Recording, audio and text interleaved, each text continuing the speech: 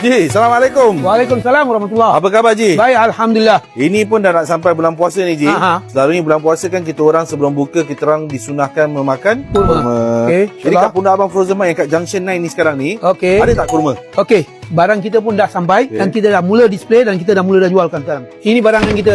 Okey, kita ada ajwa Alia Harga dia $80 is 500 gram. Okey. Dan sukari, sukari kita punya 500 gram pun sama juga $9. Dan medjool 500 gram juga $15. Dan safawi 500 gram $9. Ini sekarang yang kita ada dan sila datang sini lah. Senang cakap lah, boleh jumpa. Jadi ni semua setengah kilo Ji Semua setengah kilo. Okey Ji. Ente punya favourite yang mana? Kita punya favourite yang ini lah. Ini dia punya rasa memang special, ada sikit lemak. Kalau yang ni orang pun dah tahu. Yang ni kebanyakan kita belum tahu lagi. Jadi dia punya macam rasa special. Macam basah-basah manis-manis saja. Dia basah manis dan dia ada lemak dia rasa. Masya-Allah. Okeylah. Jadi kalau you all nak cuba, boleh datang ke Pundak Abang Frozen Mart and grab your sukari now. Only $9 guys.